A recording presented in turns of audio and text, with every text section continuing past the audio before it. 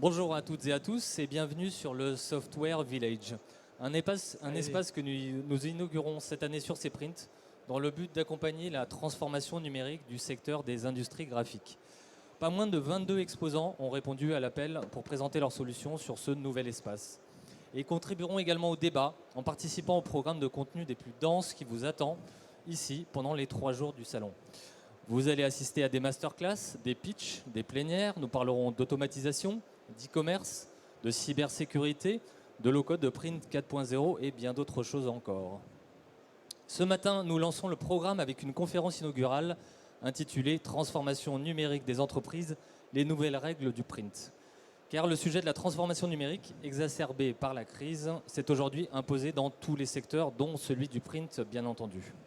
Si l'on prend l'exemple de l'impression en ligne, il est évident qu'elle a joué un rôle d'amortisseur pour de nombreuses entreprises pendant la pandémie, au point de devenir un relais de croissance incontournable pour elles. La démocratisation de certains usages, liés au télétravail, a également accéléré cette transformation, tant et si bien qu'il n'est désormais plus question de tendance, mais plutôt d'une révolution industrielle et culturelle. Cette problématique et bien d'autres vont être décortiquées ce matin par Ludovic Martin et ses invités. Bonjour Ludovic. Bonjour.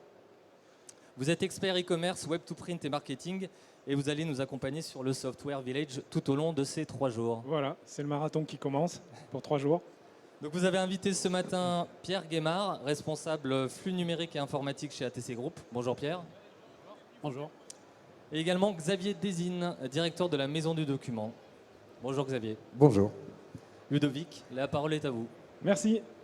Bien, bonjour à toutes et à tous. Ravi de vous retrouver sur ce salon après 2 années, on va dire, d'hibernation. Ça fait du bien de voir les gens en vrai et pas que dans Zoom. Donc le sujet aujourd'hui, c'est la transformation numérique. C'est un sujet du moment très important avec les nouvelles règles du print autour de cette transformation numérique. Alors avant de démarrer, je vais vous partager un petit sondage qu'a réalisé l'équipe de Cprint sur LinkedIn auprès de leur communauté avant cet événement. Donc ils ont interrogé les imprimeurs et toutes les personnes, tous leurs followers sur l'importance de la transformation digitale dans leur plan stratégique. Et comme on le voit aujourd'hui, c'est un élément qui est quand même prédominant parmi les préoccupations de tous les imprimeurs. Et je pense que c'est quelque chose que l'on partage. Alors, on le partage encore plus aujourd'hui parce que, voilà, on a passé 2 années un petit peu particulières, ça ne vous aura pas échappé. La crise sanitaire, lors du premier confinement, a révélé le retard de pas mal d'entreprises sur l'équipement digital, la capacité à télétravailler. Beaucoup d'entreprises ont été surprises par la brutalité du confinement et ont dû s'organiser un petit peu en catastrophe sur des sujets qui paraissent très simples aujourd'hui, comme les messageries à distance, la visioconférence, toutes ces choses-là, les chats ou autres, qui nous paraissent anodines aujourd'hui, mais à l'époque, rappelez-vous, ça a été très compliqué. Également, les histoires de VPN pour se connecter aux ERP ou autres. Donc cette crise sanitaire, elle a montré, dans un premier temps, le retard de certaines entreprises qui n'avaient pas anticipé potentiellement ce mode de travail, mais en même temps, elle les a obligées à réagir et aujourd'hui, beaucoup de PME ont rattrapé ce retard. Deuxièmement, le télétravail s'est imposé comme quelque chose de commun aujourd'hui. Parmi les offres d'emploi que l'on voit passer actuellement, le full remote ou le télétravail, une moitié de la semaine, c'est devenu un élément d'attraction des nouveaux candidats qui demandent ce type de mode de travail. Et forcément, le télétravail, il a un impact sur les dispositifs e-commerce et sur les dispositifs digitaux des entreprises. Et puis enfin, on y vient, le e-commerce. Alors il y a 2 ans, je faisais une conférence un petit peu sur les mêmes thématiques où j'expliquais que le e-commerce était en train de se développer. Dans les 2 années qui se sont écoulées, cette accélération a été très très importante. Je crois qu'en 2018, le commerce électronique représentait à peu près 9% du commerce de détail. Aujourd'hui, on dépasse les 13% et on est sur des croissances annuelles de 15% dans le commerce électronique. Et il ne faut pas croire que ça se limite à la vente aux particuliers. Dans le monde de l'entreprise, dans le B2B, le e-commerce a connu une croissance fulgurante. Et c'est un petit peu la locomotive de la transformation digitale dans les imprimeries et dans les entreprises en général. Alors tout à l'heure, je pense que ce soit Pierre ou Xavier confirmeront cet aspect-là. La transformation numérique, ce n'est pas uniquement déployer des outils. C'est avant tout une révolution industrielle, mais culturelle. On va voir que les parcours d'achat et donc forcément les parcours commerciaux ont changé. Les utilisateurs, aujourd'hui, nous les premiers, avant d'acheter un produit, on va comparer les prix sur Internet, on va essayer de trouver de l'information avant de décrocher son téléphone et d'appeler, que ce soit un commercial ou quelqu'un pour un renseignement. Et derrière, même en B2B, les approvisionneurs, les acheteurs de grands groupes, aujourd'hui attendent de pouvoir commander depuis leur ERP. Ils ne veulent plus passer par des catalogues papier ou autres, malheureusement, mais en tout cas, il y a eu vraiment de profonds changements. Deuxièmement, ça veut dire que tout ce qu'on a évoqué auparavant, le télétravail, la culture du travail hybride, c'est des nouvelles cultures d'entreprise à mettre en place. On ne travaille pas aujourd'hui de la même manière qu'il y a 2 ans en arrière parce que la moitié de la semaine, on a des collaborateurs qui travaillent depuis chez eux. Ça veut dire qu'on fait des réunions hybrides à distance ou sur place, etc. Donc ça a vraiment profondément changé la manière de travailler. Et puisque ça induit la transformation numérique, c'est un terme alors que j'aime pas beaucoup, mais j'arrive pas à le traduire en français, c'est la scalabilité. C'est-à-dire qu'avec le e-commerce, dans un secteur d'activité qui connaît 15% de croissance par an, on apprend à aller vite et on apprend à croître vite. Et ça, c'est pas forcément évident parce qu'il faut avoir une structure d'entreprise qui soit capable de gérer cette croissance forte. Et c'est pas toujours évident parce que gérer la décroissance, c'est un problème, mais gérer la croissance aussi, ça demande de l'organisation, ça demande de l'anticipation, et ça se prépare. Et c'est souvent, on le verra plus loin, un écueil ou un goulet d'étranglement dans le développement des entreprises.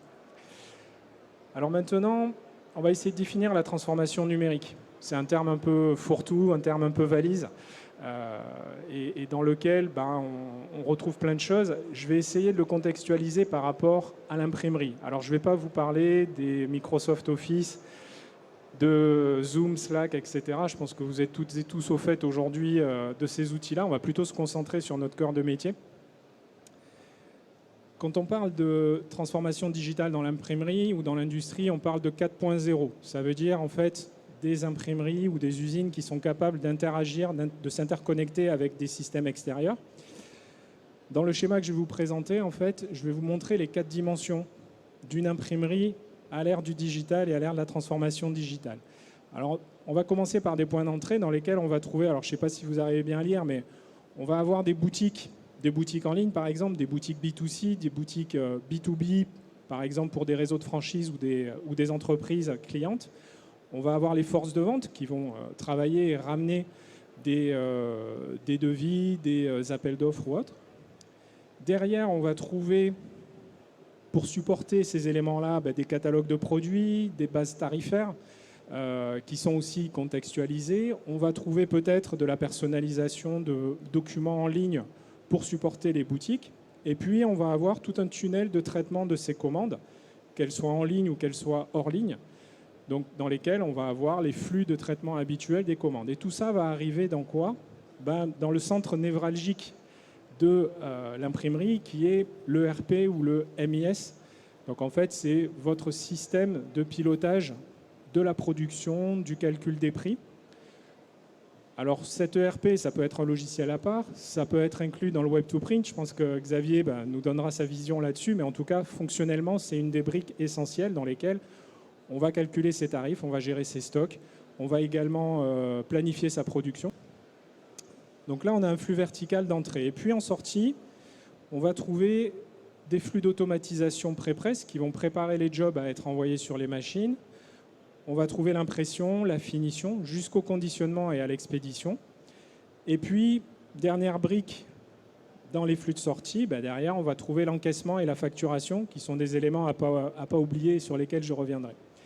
Alors on pourrait se dire que là c'est bon, on a les flux normaux d'une imprimerie, on a tout ce qu'on veut. Non, une imprimerie à l'ère de la transformation digitale, elle doit être capable d'interagir, de s'interconnecter. Donc tout d'abord au niveau des interactions, votre ERP ou votre système d'information doit être capable de dialoguer avec des outils métiers, par exemple pour vos commerciaux, des CRM, Donc c'est des outils dans lesquels ils vont définir des tâches, ils vont noter leur compte rendu, ils vont noter de rappeler un client dans 2 mois parce qu'à ce moment-là, ils savent qu'il y a un appel d'offres qui tombe. Donc c'est toute la gestion de la relation client. Alors certains logiciels le proposent, mais de plus en plus, on voit des outils du commerce qui viennent se brancher à ce niveau. Et c'est très important que la synchronisation soit très performante. Ensuite, on va trouver, si vous faites du e-commerce, ce qu'on appelle de l'automatisation marketing, pour envoyer, vous savez, ces mails ou ces SMS qu'on reçoit au moment de la Saint-Valentin, du Black Friday ou de notre anniversaire, donc avec des automatismes ou sur des abandons de panier. Et puis le dernier point, au niveau des interactions, j'y reviendrai plus loin, c'est le service client. C'est ce qu'on appelle des outils de desk. C'est qu'en fait, aujourd'hui, un client, dès que vous faites du commerce en ligne, en particulier auprès de clientèle de petits professionnels ou de particuliers, si vous avez un problème, vous allez avoir des clients qui vont vous contacter par email, ils vont remplir le formulaire de contact, puis ils vont aller sur Facebook, ils vont vous engueuler sur LinkedIn quand ce n'est pas sur Twitter, Instagram ou WhatsApp. C'est-à-dire qu'ils tapent à toutes les portes jusqu'à avoir une réponse. Le problème, c'est que tous ces canaux, il faut pouvoir interagir avec eux. Et donc, on a des outils qui permettent de consolider l'information à un seul endroit, y compris la téléphonie, et de pouvoir consolider l'information autour de la fiche contact. Donc ça, c'est des outils très importants. Donc là, on a 3 dimensions, il en manque une. C'est que de plus en plus, aujourd'hui, vos clients, que ce soit par exemple des grandes sociétés qui ont un ERP, ils vont demander non pas à passer commande sur votre site B2B, ils vont dire moi j'ai mon ERP, j'ai mon interface, je veux pouvoir voir votre stock, je veux pouvoir voir votre catalogue produit, le tarif, passer commande et récupérer automatiquement les factures. Et donc on va être là sur des interfaces de type Punch-Out, API. Alors c'est peut-être des mots qui ne vous parlent pas, mais c'est des interfaces en fait, c'est comme des clés USB sur votre système d'information et qui permettent à des entreprises externes de venir se brancher. Il y a des plateformes d'imprimerie en ligne que vous trouverez sur ce salon qui se branchent de cette manière à leurs imprimeurs sous-traitants et donc qui utilisent ce type de système. Et votre ERP, s'il n'a pas ces branchements-là, quelque part, vous allez vous priver d'une clientèle et vous allez vous priver de débouchés commerciaux. Et puis enfin, suivant les secteurs d'activité que vous faites, mais on voit du grand format ici, on a de la signalétique, on a de la déco, il y a des imprimeurs qui vendent sur Amazon. Et pour vendre sur Amazon, il faut pouvoir aussi se connecter à ces marketplaces, se connecter à ces flux et automatiser un maximum de choses. Donc ce schéma, alors, si vous envisagez la transformation de votre imprimerie, il ne faut pas tout faire. Mais c'est un petit peu le schéma d'ensemble qui montre les briques fonctionnelles de ce que c'est qu'une imprimerie connectée à l'heure actuelle. Alors maintenant, ce que je vous propose, on va zoomer sur certaines briques et puis je laisserai la parole à nos invités. Tout d'abord, la première brique. Alors, assez fréquemment, on se dit transformation digitale égale web to print. Non. Moi, ce que je conseille, c'est de commencer par les flux pré-presse. Pourquoi ? Parce que de mon point de vue, c'est la clé de la réussite ou de l'échec d'un projet de transformation digitale et de web to print. Pour quelle raison ? En fait, dans le web to print et aussi dans la transformation numérique, vous allez passer de quelques commandes à de gros paniers à beaucoup de commandes à petits paniers. Et qui dit petit panier dit faible marge. Et si vous n'avez pas automatisé un certain nombre de choses, si vous ne faites pas de la qualité, et Xavier reviendra dessus tout à l'heure, si vous ne réduisez pas vos erreurs, vous allez, entre guillemets, bouffer toute votre marge. Et les flux pré-presse, s'ils sont automatisés, vont vous éviter ça. Donc ils vont vous permettre d'automatiser les tâches à faible valeur ajoutée, de garantir le respect de vos contraintes PAO, donc la capacité de produire vos commandes sans erreur. Ils vont vous permettre de corriger automatiquement les fichiers, de gérer les bons à tirer, de commencer à optimiser les amalgames si vous en faites. Et après, bien sûr, de router toutes les commandes vers les différentes unités de production. Donc ça, c'est un petit peu le garant de la préservation de votre marge dans votre modèle tourné vers le digital. Le deuxième sujet, c'est le RP. Comme je l'ai expliqué, c'est le centre névralgique ouvert de votre système informatique. Et lui, il doit répondre à plein de problématiques. C'est le calcul des prix. C'est la mise à jour des prix. Je pense qu'aujourd'hui, toutes et tous, on est confrontés au problème de prix qui s'envolent sur des composants, sur de l'énergie. Donc il faut mettre à jour régulièrement ces tarifs. Et pour ça, il faut avoir un système d'information, un ERP, qui soit capable de supporter ça et de faciliter les mises à jour en masse. Ensuite, il va gérer la production et la planification. Donc vous allez voir tous vos jobs à produire et vous allez organiser votre planning. Et c'est lui qui va orchestrer, comme si on en revient au schéma, le web to print, les flux pré-presse, les XP, la compta. Donc c'est vraiment le cerveau de votre système d'information. Malheureusement, c'est souvent une brique qui est sous-exploitée Pourquoi elle est sous-exploitée? Soit elle n'est pas assez configurée et du coup on l'utilise à 20% de son potentiel, donc uniquement pour calculer quelques prix ou gérer le planning, mais on ne va pas l'exploiter complètement. Ou alors elle manque de connecteurs. Donc c'est aussi quelque chose qui arrive assez fréquemment et donc on a des ERP qui sont un petit peu fermés et qui n'arrivent pas à dialoguer avec d'autres systèmes. Alors je vais laisser la parole maintenant à Pierre. Pierre Guémard, donc responsable PAO et système d'information du groupe ATC. Alors j'aime bien la définition que on va se tutoyer, c'est plus simple, que tu m'en as donné. ATC, c'est un groupe spécialisé dans le grand format monumental, c'est ça? C'est ça. Voilà, donc, tu peux nous définir un petit peu ce que c'est? On a une imprimerie numérique grand format. Donc, on a commencé, moi quand je suis arrivé il y a une vingtaine d'années chez ATC, on avait les premières machines d'imprimerie numérique, donc c'est en 3 mètres de lèse. Donc à cette époque-là, voilà, c'était des machines qui imprimaient pas très vite. C'était les débuts de ce métier.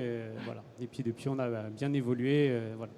Et donc vous faites que du covering d'immeubles, de trains, des choses vraiment très très très très importantes? Voilà, on fait du monumental, on va habiller des immeubles entiers, on fait parfois de la signalétique complète pour redécorer des sièges sociaux, des choses comme ça. On fait du covering, de trains, voilà, on travaille pour la poste, des choses. Voilà, d'accord.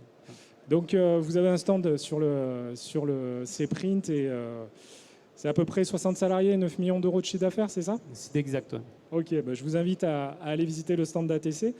Alors ce qui est intéressant dans la démarche d'ATC, c'est que en fait, le groupe, tu as suivi quelque part le cheminement qu'on montrait, c'est-à-dire que tu as commencé par les flux pré-presse, l'automatisation, avant de passer à l'ERP. C'est ça. D'accord. Tu peux nous expliquer un petit peu les raisons de ce cheminement et les enseignements que tu en retires? Oui, bien sûr. Donc effectivement, on a commencé par... au début, comme je disais, il y a 20 ans, il n'y avait pas beaucoup d'automatisation. Et puis petit à petit, c'est un métier qui a évolué assez rapidement. Donc on a vu arriver des machines de plus en plus performantes. Et puis des softwares. On a vu des standards se poser avec la standardisation, avec le PDF, qui était devenu le standard pour l'impression numérique. Et donc des flux d'automatisation. Donc... au début, on imprimait, on n'avait pas beaucoup de process. Donc petit à petit, j'ai commencé à gérer un peu tous les process PAO, donc faire de la normalisation dans la façon de préparer les fichiers. On a commencé à unifier le RIP en utilisant un seul RIP pour toutes nos machines. Standardiser aussi au niveau de la colorimétrie. Et puis ensuite, on est arrivé au flux d'automatisation. D'accord. Voilà. Donc ça, les flux, ça nous a permis d'accélérer parce qu'effectivement, comme on avait des commandes avec des délais de plus en plus courts et parfois des problématiques sur les fichiers, il a fallu gérer tout ça. Donc on a mis des premiers flux avec du contrôle en amont qui nous permettait d'éviter les erreurs sur les fichiers d'impression. Et puis ensuite des flux pour gérer tout ce qui était finition. Voilà. D'accord, donc en fait, accélérer et augmenter un peu la bande passante. Augmenter la cadence. Voilà. Mais sauf qu'on est arrivé au bout d'un moment à une certaine limitation, parce que le problème c'est que nos flux, on les alimente manuellement. C'est-à-dire qu'on a toujours des graphistes qui sont obligés de rentrer les informations dans les flux pour diriger les fichiers d'impression pour leur traitement. D'accord. Et c'est là qu'on s'est rendu compte qu'on avait besoin donc, du coup, d'un ERP. Okay. Pour interagir avec ces flux et vraiment avoir plus d'efficacité dans le pilotage. Et donc là, tu m'expliquais que vous, en fait, au niveau de l'ERP, vous avez testé 2 approches. La première, ça a été un développement interne. Et en fait, à un moment donné, vous avez remplacé ce développement interne par un logiciel du marché. Donc, c'est ça. Quels enseignements un petit peu tu retires de ces 2 expériences et aujourd'hui, en fait, du fonctionnement par rapport au flux et à la préparation de toute la chaîne au niveau numérique, le fait d'avoir eu ces 2 approches? C'est sûr qu'en fait, ça a été un choix d'entreprise de passer sur un ERP parce qu'en fait, effectivement, quand on fait du développement, on ne connaît pas le temps de développement qui peut parfois être relativement long. Oui. Voilà, donc on a fait ce choix de passer sur un ERP, donc pour avoir du support et une intégration plus rapide. Voilà, c'est le time to market entre guillemets, un terme qu'on utilise où en fait on achète une solution sur étagère, on connaît les fonctionnalités. Parfois il y a certaines limites, mais la contrepartie c'est de savoir un petit peu de quantifier les budgets et les plannings et aussi de bénéficier d'un support. C'est ça? Exactement, oui. Ok. Voilà. Et maintenant, la troisième brique, on va y venir après, donc c'est le Web2Print. Donc tu me disais que suite à ça, pour un de tes clients importants, vous avez développé donc en interne une plateforme de Web2Print. C'est ça. Quel est le retour d'expérience aujourd'hui en termes de satisfaction client, de business? C'est une grande satisfaction parce Oui. que c'est vraiment quelque chose qui a apporté déjà quelque chose de nouveau chez ATC, parce qu'on n'avait pas on n'est pas allé vers le web. C'était vraiment donc une première entrée. Donc Donc, à la demande un peu du client? Voilà, à la demande du D'accord. client. Et puis comme j'avais une casquette aussi de développeur, donc j'ai développé une interface parce qu'on avait ce client qui nous demandait des panneaux avec une personnalisation qui était extrêmement complexe et donc qui n'était pas réalisable avec les outils du marché. D'accord. Donc j'ai proposé une interface web qui permettait de constituer leurs panneaux avec tout un tas de règles qui disaient que quand on sélectionnait tel produit, on devait avoir un pictogramme qui s'affichait, mais s'il y en avait un autre, il devait être un petit peu plus bas, etc. Donc plein de règles qui n'étaient pas possibles avec les outils du marché. D'accord. Voilà, et donc on a réalisé cet outil, ça a plu aux clients. En interne, ça a permis aussi de montrer à nos équipes qu'on était capable de faire des choses d'une façon différente pour fidéliser nos clients et voilà, avancer d'une manière différente. Donc ça, c'est un élément important, c'est que la transformation numérique, c'est pas un objectif en soi. Au final, derrière, c'est un objectif commercial de fidéliser le client et de faire en sorte que voilà, la bagarre ne se situe pas uniquement sur un prix d'achat ou autre. Il y a un service qui est apporté et qui est un peu unique. Ouais. Alors justement, le Web2Print, on y vient. C'est une des briques très importantes. Et c'est, alors de mon point de vue de consultant, c'est souvent là-dessus qu'on m'interroge. C'est-à-dire que souvent, le point de départ de la démarche de transformation numérique, c'est le Web2Print.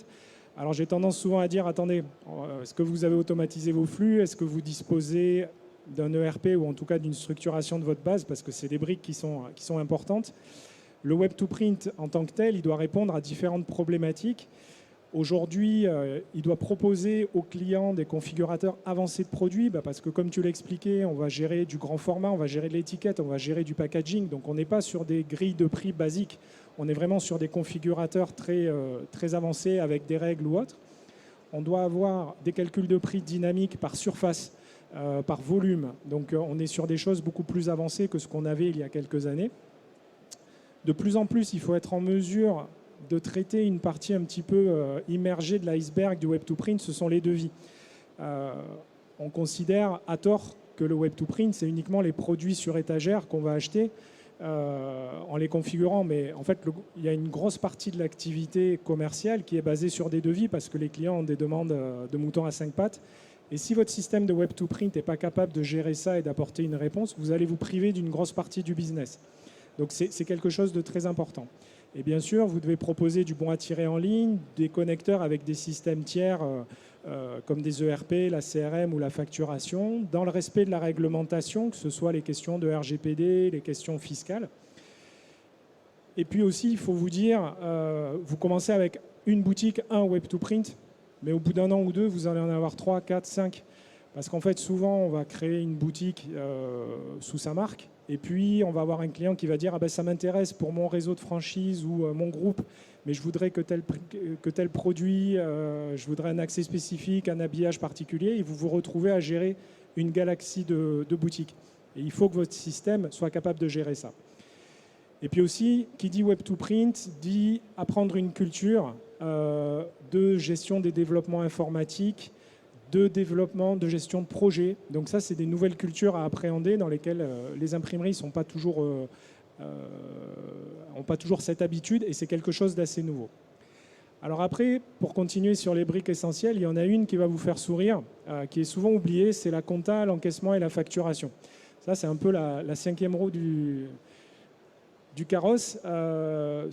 Souvent, on se dit, le comptable, il se débrouillera. On a un système qui va cracher des factures ou qui va cracher des bons de commande. Après, c'est pas compliqué. En fait, la problématique qu'on a à la compta est exactement la même que pour le pré-presse. C'est-à-dire que vous allez passer d'un système où vous avez assez peu de commandes avec des grosses factures et vous allez passer à un système où vous avez beaucoup de commandes avec des petits montants, beaucoup de factures, beaucoup d'avoirs de retour. Et si vous ne le préparez pas, votre service comptable, il va exploser. Il faut aussi proposer des encaissements multiformes. carte bancaire, prélèvement, virement, chèque, mandat administratif. À partir du moment où vous êtes en ligne, il faut être capable de gérer ça.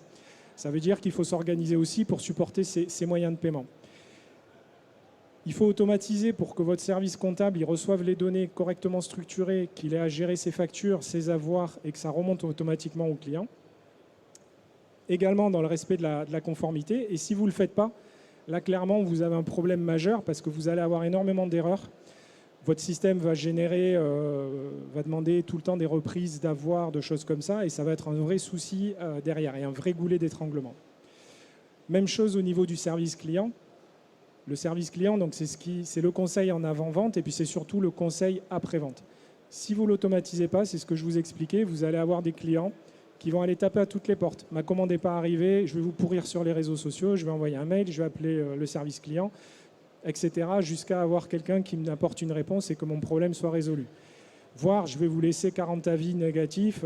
Voilà. Aujourd'hui, les comportements qu'on trouve sur Amazon se reproduisent dans le B2B. Vous ne pouvez pas avoir des opérateurs qui vont gérer ces canaux séparément, parce que sinon, ça fait trop d'interfaces, on n'a aucune vision du client sur les différents canaux, donc il faut utiliser des plateformes qu'on appelle de desk, qui vont en fait se brancher à tous ces canaux, qui vont récupérer toutes les infos et qui vont vous les faire remonter dans la fiche client et vous dire ce client il vous a déjà contacté sur le téléphone, il vous a déjà contacté par mail, il a laissé un message sur Facebook et n'importe qui intervient sur le dossier a la vue exhaustive de la vie de ce client-là. C'est extrêmement important parce que c'est la clé de la scalabilité et si vous ne l'anticipez pas, c'est un gros goulet d'étranglement. Et puis aussi, souvent, le service client, on n'est pas capable de mesurer son efficacité. Qui dit efficacité, c'est en combien de temps on répond à une demande. Au bout de combien de temps on décroche le téléphone.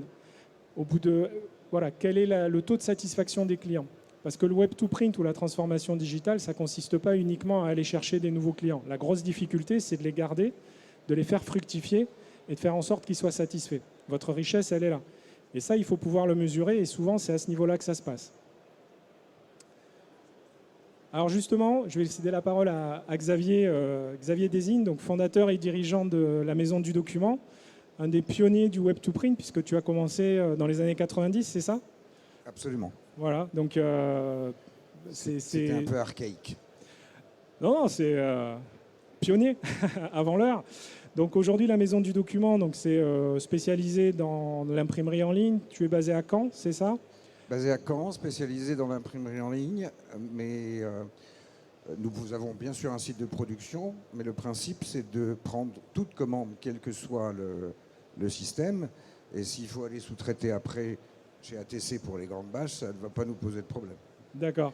Et alors quand on préparait cette interview, il y a quelque chose que tu m'as dit qui m'a vraiment marqué, c'est que voilà, toutes les commandes, qu'elles soient prises au comptoir, au téléphone ou sur le site, tout passe par ton web to print.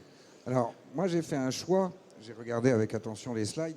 La seule chose qui m'a gêné, c'est quand j'ai vu facturation, encaissement. Moi, j'aime beaucoup l'encaissement à la commande. Ouais. Ça me paraît être plutôt à la mode en ce moment. Donc oui, moi, j'ai fait le choix de tout rassembler. C'est-à-dire que je n'ai pas un ERP, j'ai plus de logiciel de gestion, j'ai même plus de comptable interne. Et ce n'est pas un groupe, certes, mais on fait quand même 2 millions et quelques de chiffre d'affaires pour cette partie-là. Et tout est en un seul outil qui va s'occuper de ma prospection commerciale automatiquement, qui va s'occuper de la vente en ligne, web to print, présentation de produits, etc., du devis en ligne, et qui va aller jusqu'à la génération de la facture, mais dans le même outil. Web, et qui va générer la facture automatiquement à un stade de la commande, et cette facture va être exportée chez l'expert comptable qui va ranger le truc au bon endroit. D'accord. Et pour 80% d'entre elles, elles sont payées à la commande. D'accord. Et donc tu m'expliquais que toi, tu as très tôt fait le choix de privilégier ton business, d'éviter de développer des choses qui existaient déjà sur le marché. Donc tu as plutôt fait le tour un petit peu de toutes les solutions jusqu'à trouver celle qui te correspondait, l'intégrer et te concentrer sur le développement commercial en quelque sorte. En fait, quand on est patron d'une boîte comme celle-ci, il y a un moment donné, on se dit, bon alors, j'ai deux solutions. Soit je me considère comme un mec extraordinaire et que j'ai une imprimerie, mais alors totalement différente des autres, Donc il faut absolument que je reparte de la page blanche. Donc là, dans ce cas-là, on embauche un développeur et le gars, il part et il réinvente l'eau chaude. Sauf qu'il ne faut pas oublier qu'il y a 2 solutions pour faire taxi. Si vous voulez être taxi dans la vie, soit vous vous dites je vais faire taxi exceptionnel, parce que je vais être exceptionnel. Vous réinventez le caoutchouc, l'acier, le moteur, tout ça, et vous arrivez à un truc qui ne marche jamais. Soit vous prenez une Renault Mégane, vous allez chez Métro, vous prenez le truc taxi et vous mettez au-dessus. Or, il s'avère qu'aujourd'hui, est-ce qu'il y a des gens sur le web qui ont inventé des systèmes de commerce en ligne qui marchent? Oui. Le plus gros mondial, c'est WooCommerce, qui marche sur WordPress. Est-ce qu'il y a des gens qui ont inventé des plugins? Plugin, c'est en gros un grand T qui marche avec un plus gros moteur. Si on dit que WooCommerce, c'est un plugin, il faut l'imaginer comme une roue grand T. Et il y en a d'autres, des informaticiens, qui ont inventé un autre plugin qui va être spécialisé dans l'impression. Puis d'autres qui vont avoir inventé celui pour la facturation.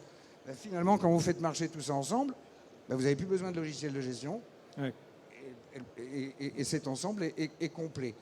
Mais il existe aujourd'hui sur le marché du web des plugins, des outils qui, sans aucun code, donc sans aucune compétence informatique, c'est ça qui est important, oui. Sans aucune compétence informatique, on peut aujourd'hui avoir un outil intégré.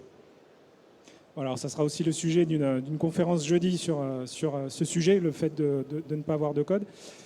Alors, parmi les facteurs clés du succès que tu m'exprimais en tant que patron un petit peu d'entreprise, tu disais, ce qui est très important, c'est l'implication du patron.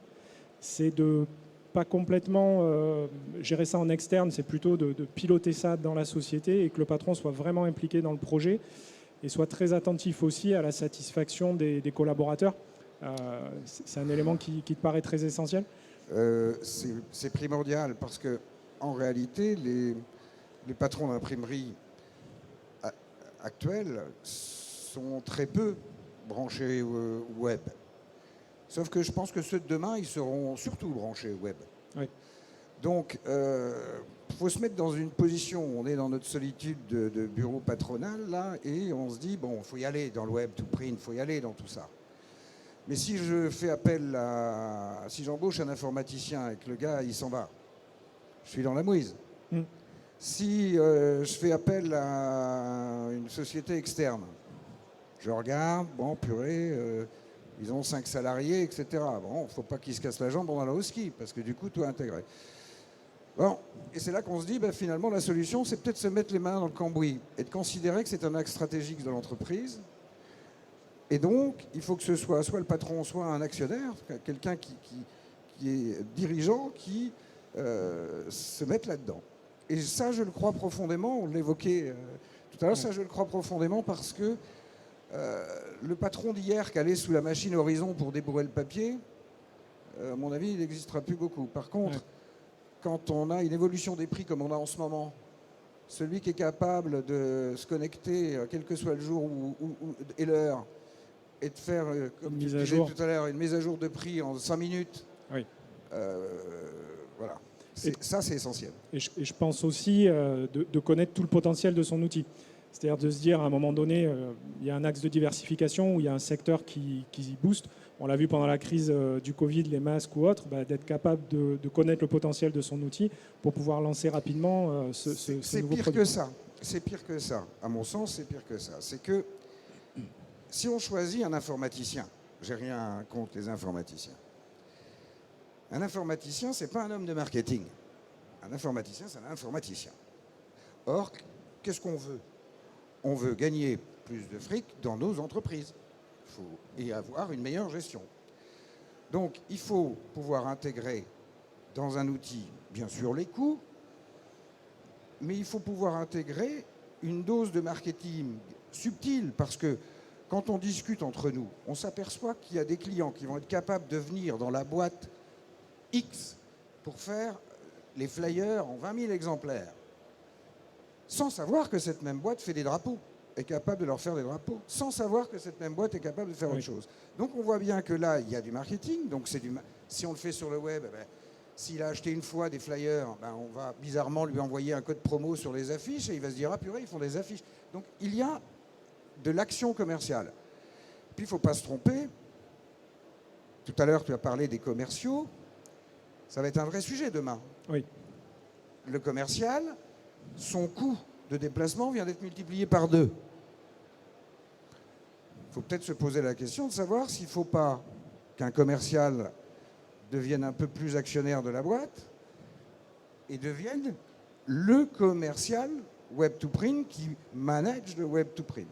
Avec plus de sédentarité, moins de déplacements et un positionnement différent dans la chaîne de valeur. Ou alors, il va falloir m'expliquer comment un imprimeur qui va envoyer un commercial vendre des journaux municipaux à une mairie en 4000 exemplaires, dans la bataille des prix actuels, comment il rentabilise le commercial. Moi, je ne sais pas faire. Ouais. Alors justement, ça nous amène, c'est la transition parfaite.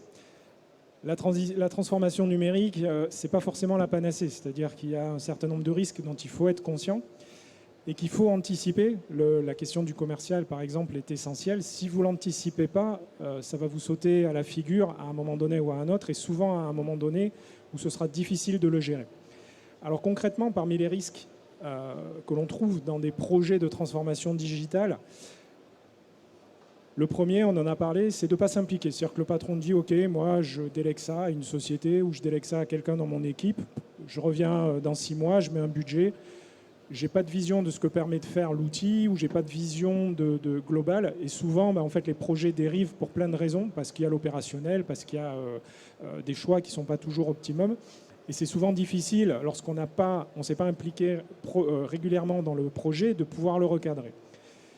Le deuxième risque, et le troisième, je les mets en même temps, c'est mon nez trop de chantiers de front. C'est-à-dire que le schéma que je vous ai montré tout à l'heure, il ne faut pas arriver demain dans vos équipes en disant « Ok, on va tout faire, dans 6 mois, je veux que tout soit prêt. On met un billet de 300 000 € sur la table et allez au boulot. » Non, ça ne marchera jamais. Vous allez noyer vos équipes, vous allez vous noyer vous-même. Il n'y a rien qui va avancer. Donc il faut vraiment se dire, on a une vision à long terme, on veut arriver à telle et telle chose. Par contre, on va y aller pas à pas. Et puis, chaque pas va permettre de préparer le suivant. Donc, vraiment le prendre dans le bon ordre en définition des priorités plutôt que de partir dans tous les sens. Autre risque, négliger la transformation culturelle. Je vous parlais tout à l'heure, par exemple, de clients qui vont vous contacter sur les réseaux sociaux, sur un chat. Dans vos équipes d'administration des ventes, ce n'est pas tout le monde qui est à l'aise avec un chat. Il y a des personnes que ça stresse beaucoup d'avoir une fenêtre qui s'ouvre et quelqu'un qui pose une question, pas toujours très poliment. À l'inverse, vous avez d'autres utilisateurs ou d'autres salariés qui sont très à l'aise avec ça. Donc ça veut dire qu'il faut positionner les personnes au bon endroit, il faut détecter ce qui les stresse, il faut en tenir compte, il faut former. Donc il y a un accompagnement très important. Et il faut expliquer aussi la vision globale. L'autre point, c'est de ne pas repenser son schéma d'action commerciale. On l'a abordé avec Xavier. Je pense que parmi vous, il y en a qui doivent se poser des questions, de se dire « Ok, on veut se lancer dans le web-to-print. » Bon, pas de problème. Pour éviter la question des commissions des commerciaux, on va monter une autre société. On va lancer une autre marque. Bien à part. Comme ça, les commerciaux, ils ne seront pas commissionnés dessus. Et puis, ça sera très simple. Sauf que vos clients, ils vont vite comprendre que c'est la même société. Ils vont vite comprendre que sur le site de Web2Print, les flyers, ils vont les avoir moins chers que s'ils les commandent directement à l'imprimerie. Dans certains cas, ils vont squeezer le commercial. Puis quand ils vont avoir un problème sur le site, ils vont appeler le commercial. Et puis à un moment donné, ils vont dire « Ouais, mais c'est quand même pas normal, j'ai des conditions avantageuses de règlement, je suis un client historique, je ne les ai pas sur le web. » Enfin, ça va être une grosse pagaille. Ce qu'il faut vous dire, c'est très tôt, dès que vous commencez à dessiner votre schéma de transformation digitale dans laquelle il y a du web-to-print, il faut repenser le rôle de chacun et il faut repositionner vos commerciaux. Il faut leur dire peut-être effectivement qu'aujourd'hui, un commercial, il ne faut pas le positionner en prospection parce qu'on arrive à le faire très bien avec des outils marketing ou autres. Par contre, on va peut-être plus le positionner en développement. Donc, on va se poser la question de sur quoi on le commissionne, où est-ce qu'on le fait intervenir. Pour moi, un commercial doit remonter dans la chaîne de valeur et doit intervenir à des moments clés pour développer des clients. Et ça veut dire négocier avec eux, comment on les commissionne, on les intéresse. Et ça, c'est une vraie problématique. Tu veux peut-être ajouter quelque chose, Xavier ? Il faut savoir que dans les outils tout en un, la gestion des commerciaux, les commissionnements automatiques de commerciaux salariés internes ou externes, ça existe. Il y a un mec qui a déjà inventé un système, une roue crantée qui fonctionne avec l'ensemble. Mais le sujet des commerciaux est absolument essentiel. Effectivement, il y a un repositionnement à faire.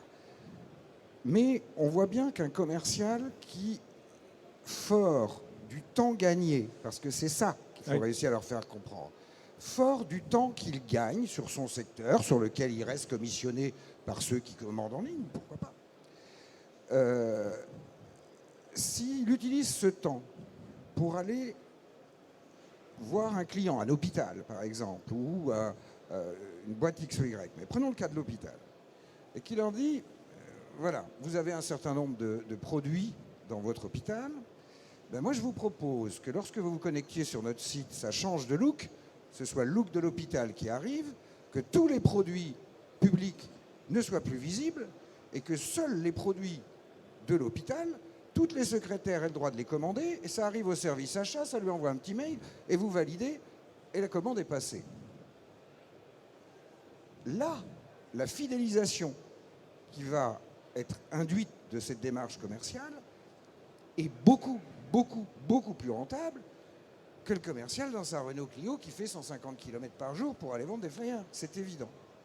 C'est évident. C'est des petites choses importantes, mais le commercial, quand il fait son devis avec des méthodes, on va dire, anciennes, il envoie son devis, il met en pièce jointe PDF.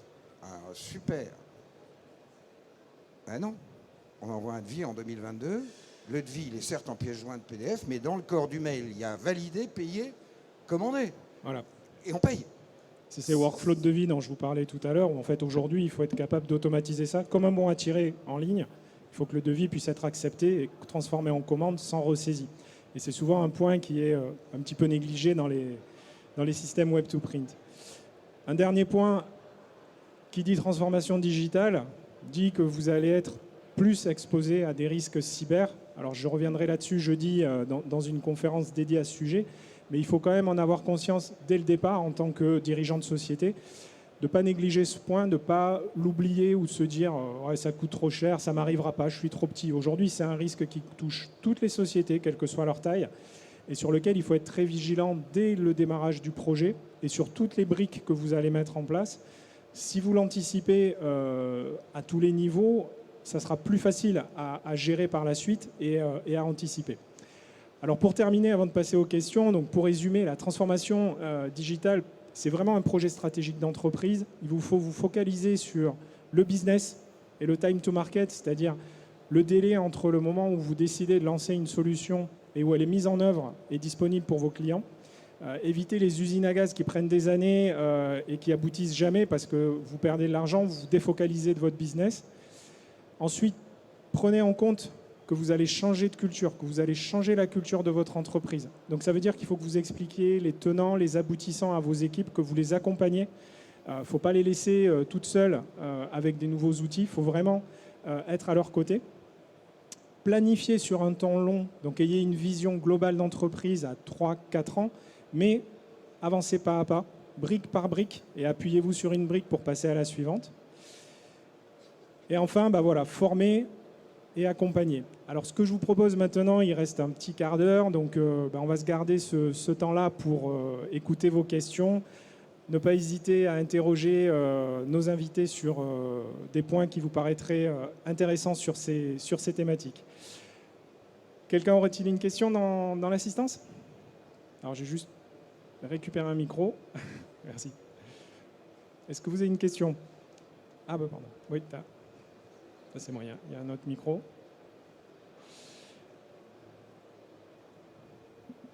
Pas de questions? Ah si, voilà. Alors, on vous passe le micro.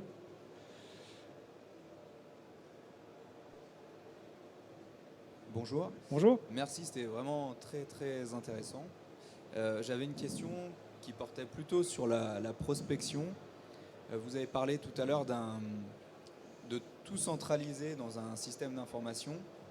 Est-ce que dans votre prospection, vous utilisez l'outil LinkedIn? Je ne me pose pas de questions comme ça. J'utilise tout. C'est-à-dire qu'en réalité, on doit attirer le chiffre d'affaires avec tout. Donc, est-ce qu'il faut être sur LinkedIn? Oui. Facebook? Oui. Instagram? Oui. Est-ce qu'il faut envoyer des emailing? Oui. Oui. Oui. Est-ce excusez-moi. Alors, c'était Mais par tout rapport- est centralisé, bien sûr. Voilà, il y a une automatisation. Affirmatif. Voilà, ok. Avec LinkedIn également pour la prospection. Absolument. Ok. Absolument. Moi, je compléterai un petit peu au niveau des CRM. Alors, suivant les typologies de clients que vous visez, si votre imprimerie en ligne est destinée à du particulier, LinkedIn n'est pas forcément pertinent. Par contre, si vous vous adressez à des entreprises, LinkedIn peut vous être utile déjà pour définir des populations cibles auxquelles envoyer vos messages.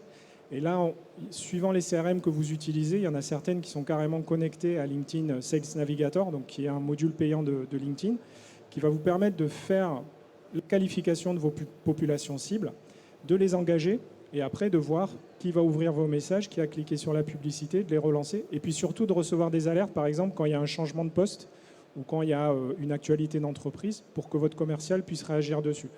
Donc après, ça dépend vraiment de la typologie d'entreprise que vous souhaitez adresser.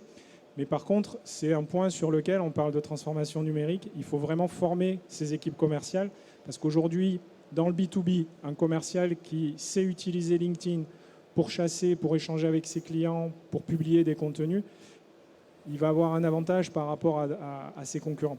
Donc c'est très très important. C'est un outil qui est essentiel aujourd'hui. Ouais. Et pour compléter ce que vous dites et bien comprendre, pour les particuliers, Oui. il faut plutôt viser le référencement, travailler vraiment le référencement plutôt que de la prospection digitale.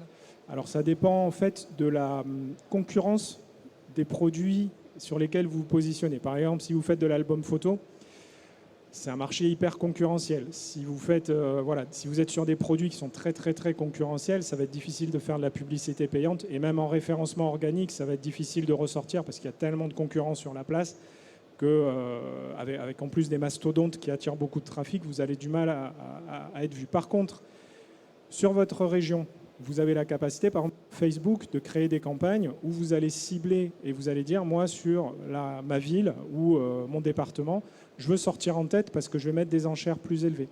Donc ça peut être Facebook, ça peut être des campagnes d'email où on peut, en achetant des bases, bien sûr, qui soient structurées pour et cohérentes, ça peut fonctionner. Après, il y a aussi des sociétés, aujourd'hui, on voit le retour de l'asile colis. C'est quelque chose qui parlera aux plus anciens d'entre nous. Dans la vente par correspondance, on a plein de e-commerçants qui font plein de colis tous les jours. Et aujourd'hui, c'est possible d'acheter un espace publicitaire dans le colis d'une société qui adresse la même clientèle que vous, de mettre un flyer. Donc en fait, en fonction de la population que vous allez cibler, il faut déterminer ce qui est le plus rentable comme canal d'acquisition. Donc toujours les mettre en concurrence et en comparaison parce que sinon, vous pouvez avoir des budgets d'acquisition qui explosent. Très bien, c'est clair. Merci.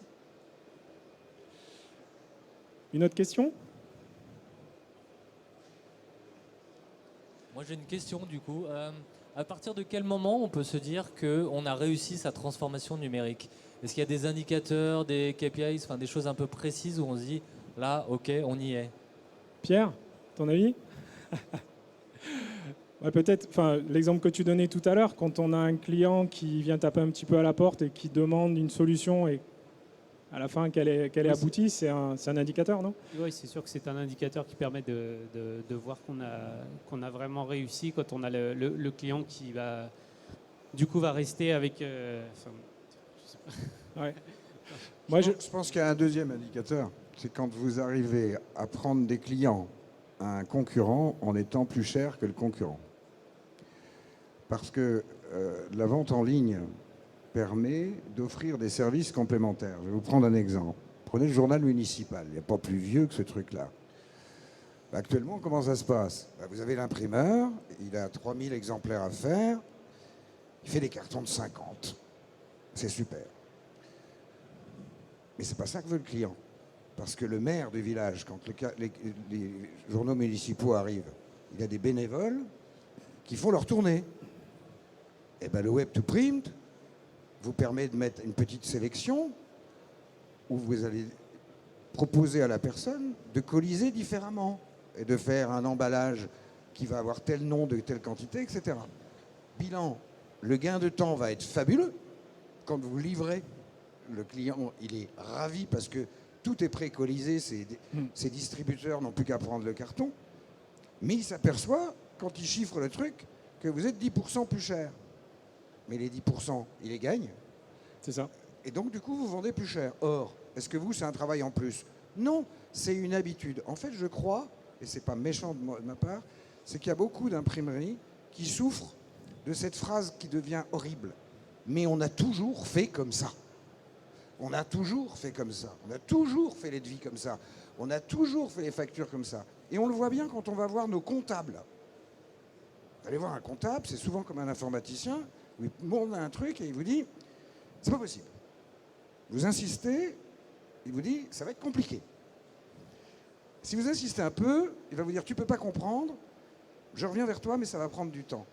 Et il y a un moment donné où il faut imposer les nouvelles modes. Un journal municipal colisé par secteur, aujourd'hui, c'est une base. Colisé en carton de 50, parce que le carton contient 50, c'est pas du service. Et on peut, quand on se met à réfléchir comme ça, on en obtient beaucoup d'exemples. Donc pour moi, elle est gagnée quand on vend plus cher. Sinon, on tire tout vers le bas. Moi, j'ajouterai un point pour compléter ça. Pour moi, s'il y a un indicateur à suivre, vraiment en termes de KPI, c'est l'évolution de la satisfaction client. Souvent, on se focalise sur le coût d'acquisition parce qu'on est tiré un petit peu par des agences d'acquisition web, etc., qui vont vous amener leurs indicateurs de performance, qui sont ceux de Google. Mais au final, ça ne veut pas forcément dire quelque chose. Le plus important, ce n'est pas le client qu'on acquiert, c'est le client qu'on garde. Parce que la rentabilité, elle va se trouver là, la fidélité va se trouver là, le fait d'avoir un client heureux qui va parler de vous, qui va rester et qui va développer le business, il est essentiel et il se trouve à ce niveau-là. Donc, soyez focalisés sur le taux de satisfaction de vos clients, mesurez ça, interrogez régulièrement vos clients sur ces points et sensibilisez aussi vos équipes, même motivez-les sur l'accroissement de la satisfaction. Et vous verrez qu'à long terme, c'est extrêmement payant. Alors, d'autres questions? Bonjour. Écoutez, ce que je vous propose, on arrive au terme de cette heure. Je voulais vraiment remercier Xavier et Pierre. Alors, on a deux visions différentes. Moi, je compléterai juste un point, Xavier, si tu me le permets. Pour travailler avec beaucoup d'informaticiens, il y a aussi des informaticiens créatifs qui savent, quand on leur pose un problème, être inventifs et créatifs. Donc, voilà, on a eu deux visions, mais je me tenais quand même de préciser ça. Ce qui est intéressant, c'est grâce à... Ça n'avait rien de méchant. Ça n'avait rien de méchant, mais c'est vrai que le patron d'une boîte, il doit comprendre ce qui se passe. Bien sûr. Et si l'informaticien, il ne parle pas la même langue, ça ne peut pas fonctionner. Donc, il y en a un qui est patron et l'autre qui n'est pas patron. Et c'est celui qui est patron qui doit tout comprendre et pas l'informaticien qui doit parler une autre langue. Voilà. Donc voilà, vous avez eu des visions un petit peu différentes de ce qu'est la transformation numérique. J'espère que ça vous a éclairé et puis surtout, voilà, je vous souhaite un excellent salon et j'aurai peut-être le plaisir de vous retrouver demain sur des masterclass ou sur d'autres conférences. Je vous souhaite une bonne journée.